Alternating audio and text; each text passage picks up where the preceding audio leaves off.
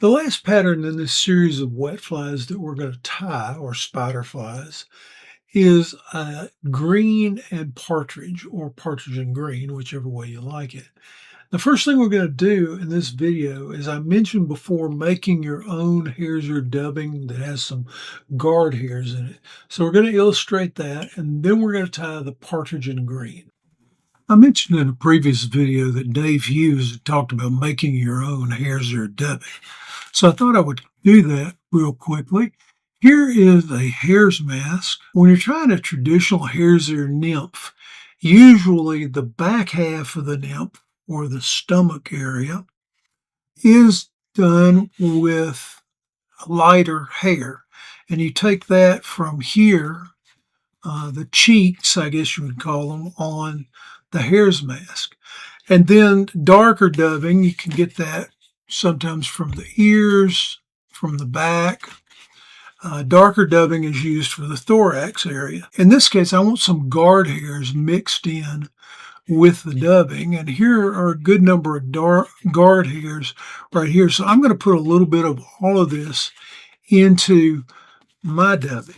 This is a hare's mask that I've worked over a little bit, but it's still got some good spots on it. And I mentioned before that I used one of these shavers. This is a battery operated shaver. I think I gave $10 or $12 for this. It wasn't that much, but it's good for getting in here and shaving this off. And what you want to do, if you're starting a new pelt, you want to come from the sides and come in pressing down against the pelt itself. So we'll go, and I just work in. I want to get as much of the length of the hair as I possibly can.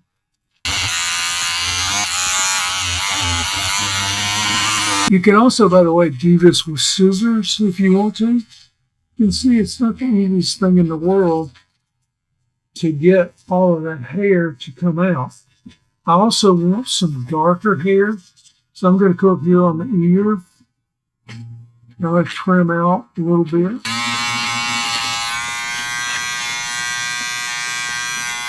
We don't have to work this one completely over. And you can use dyed pelts, obviously. You can get polished and things like that if you want to, or you can dye it after you cut it off the pelt. If you wanted to use a pair of scissors to do this, you could use something like these Hare scissors. And again, I like to do the push-pull. I'm going to push down with the scissors, and I'm going to pull up on the hair and clip it out. You can see that works pretty well. I'll get a few guard hairs over here. And so now I've got a pretty good pile. And then we want to mix this up, and part of it we can do by hand, kind of break it apart. I'm going to mix this dubbing the same way I've done it in the past. We'll take a baggie of an appropriate size, and I want to leave a little extra. And then I'm going to use just a bodkin to stick some holes, and I am going all the way through the baggie. I want air to come out of this as I'm using this method. And so now I've got just a bunch of holes stuck in the bag, and dump all my clipped off fur in there on my hare's ear. When you get it in the baggie, you want to seal up the baggie, and do make sure it's sealed, all except for a little place here on one end where you're going to stick the straw of a can of compressed air.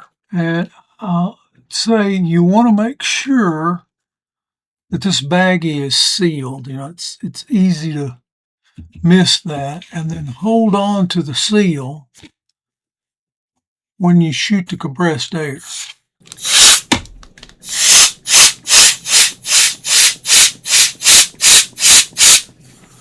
All right, now I'm going to look down in there, and I didn't get quite the number of guard hairs that I want. These in here are about what I want. I'm going to take another chunk off here. And there's your plastic bag dubbing mixer. Works really well. You get a nicely mixed dubbing out of that. We're going to try this last spider pattern. This is a Partridge and Green, and this thread is just an 8/0 standard thread, wax thread. This particular one I think is from Perfect Hatch. It used to be SemperFli, and any of the any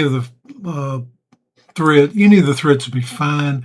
I picked this one because the color was very similar to the green silk thread that I was going to tie with. So you can see that they're very, very similar colors if you compare them side by side. I've got the partridge feather prepared already, everything pulled back except for the top part. And I'm going to tie this one in Dave Hughes style with the convex side up and the feather extending over the eye of the hook. Partridge for me, I don't know how you'll find it, but partridge for me is a little different from the other soft hackles. The stem of the feather is a little bit more pliable, more flexible, and that makes it a little difficult for me to tie in like I was demonstrating with the others at a 45-degree angle with the figure 8. So I tie these in another way, this way or facing the other direction, either way. And I also leave the fluff on these just because I find it easier to deal with, and it um, seems to leave the feather a little bit more sturdy. And then I've got the hackle winder, hackle pliers here, and I'm going to take wraps back until I get a couple of wraps on there, or until I get to the end of the usable feather. And then I'm going to kind of pick up the feather behind, snip off. Then I'm going to wrap this down pretty good. I'm going to grab some of the dubbing that we made. This is a Hare's mask dubbing. I'm just going to grab a pinch of it and I'll kind of grind that on. I don't need much of it, about an inch is probably enough. So I'll stop right there, and I just want to put this up as close as I possibly can behind where the partridge feather is. And to get that on there, then I'm just going to work the thread through the partridge feather. And then I'm going to pull back.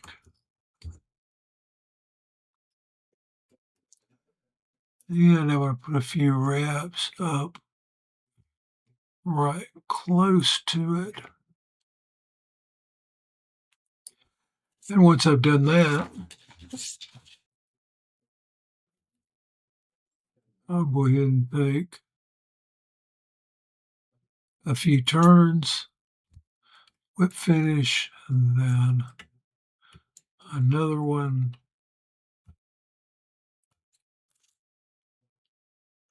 And so as planned, there's a spider and green.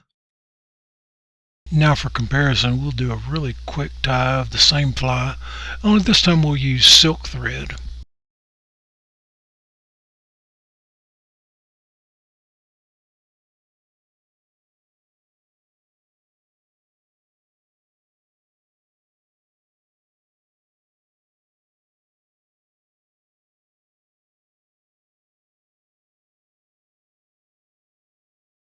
Okay, so what I've done is I've gotten both of these flies just kind of soaking in a little bit of water in this white dish. This is the one that was tied with the silk thread, and this is the one that we just tied with kind of standard thread, that perfect hatch thread.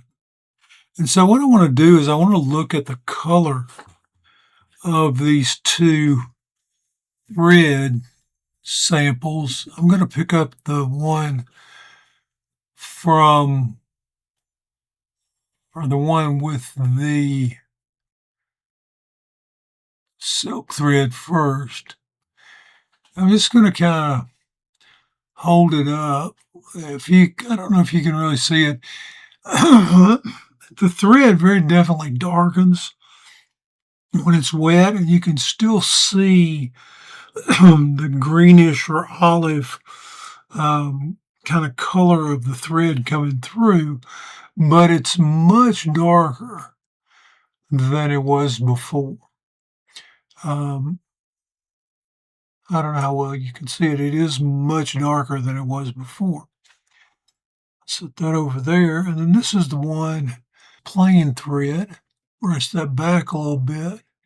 If you look at this, the thread, you can see it better on the abdomen. If you look at it here, you can see that it also darkened, but not nearly as much as the other. You can still very definitely see the greenish color. Let me try that with, you can see here how dark that silk thread has gotten. And I don't know if that makes any difference at all to the fish, but it's interesting. It's one reason people tie with silk thread is that they believe that it does different things. The other thing I want to tell you about the SemperFli silk thread, they have it rated as a 3/0 thread. And I would say it's every bit of a 3/0, as opposed to something like the PureSilk SemperFli or the PureSilk silk thread, which to me is much finer. I would say it's probably a 6/0. This is an 8/0. SemperFli PureSilk is a 3/0. I would say the PureSilk is a 6/0, maybe a little bit closer to an 8/0. But try these spider patterns, see what you think, and let me know in the comments if you tried them, tied them with silk or tied them with regular thread, and what you think of them.